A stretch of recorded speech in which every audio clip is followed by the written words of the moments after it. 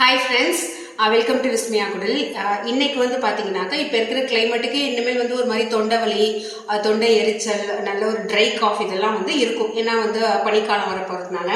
So அதுக்கு இந்த டீயை வந்து 3 நாள் குடிச்சிங்கன்னா தொண்டை வந்து அவ்வளோ இதமாக இருக்கும். உங்களுக்கு வந்து ஒரு சூப்பர் ரிலீஃப்மே வந்து கிடைக்கும். டேஸ்ட்டுமே இந்த டீ வந்து சூப்பராக இருக்கும். ஒரு ரெகுலர் மசாலா டீ மாதிரி இருக்காது. ஸோ ரொம்ப அமேசிங்காக இருக்கும். ஏன்னா அந்த சளியை கண்ட்ரோல் பண்ணுற ஒரே ஒரு இன்க்ரீடியன்ட் வந்து நம்ம இதில் சேர்க்க போகிறோம். ஸோ இந்த டீ வந்து எப்படி போடுறது அப்படிங்கிறது இப்போ பார்க்கலாம்.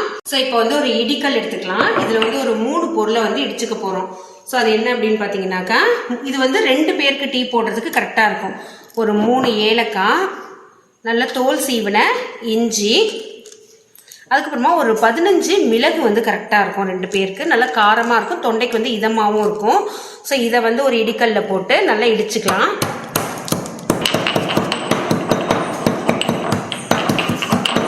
ஸோ இப்போ வந்து ஒரு 2 கிளாஸ்க்கான பாலை வந்து சேர்த்துக்கிறேன். இது வந்து பசும்பால், அதனால வந்து ஆடையோடையே இருக்கு. ஸோ நமக்கு சளி இருமல் இருக்கிறப்ப இந்த ஹோம் ரெமெடி எல்லாமே பசும்பாலில் செஞ்சோம்னா ரொம்ப நல்லா இருக்கும். ஸோ பால் வந்து நல்லா வந்து கொதிக்கட்டும். ஸோ பால் வந்து நல்லா பொங்க ஆரம்பிச்சிருச்சு. இப்போ வந்து நம்ம சளிக்கும் தொண்டைக்கு இதுவும் கொடுக்குற ஒரு பொருள் வந்து சேர்க்க போகிறோம். இலை, இது வந்து ஓமவல்லி இலை அப்படின்னு சொல்லுவாங்க. ஸோ இதை வந்து அப்படியே பிச்சு வந்து போட்டுக்கலாம். நல்லா கழுவிட்டு தான் சேர்க்குறேன். இது வந்து சளியை வந்து உடனே கியூர் பண்ணும்.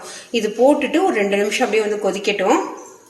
ஸோ அடுத்து நம்ம தட்டி வச்சிருக்கோம்ல இஞ்சி, ஏலக்காய், மிளகு, அதையும் இதை சேர்த்துக்கலாம்.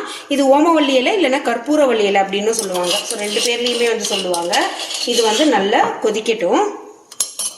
இது கொதிச்சிட்டு இருக்கிறப்பவே நம்ம வீட்டில் ரெகுலராக என்ன டீ பவுடர் யூஸ் பண்ணுவோமோ அது வந்து யூஸ் பண்ணிக்கலாம். ஸோ அதை போட்டுட்டு நம்ம நாட்டு சக்கரை அப்படி இல்லைனாக்கா நார்மல் சுகர் கூட போட்டு இந்த டீ வந்து குடிக்கலாம்.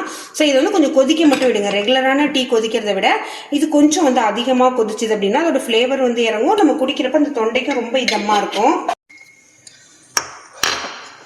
ஸோ கொஞ்சோண்டு நாட்டு சக்கரை சேர்த்துக்கிறேன்.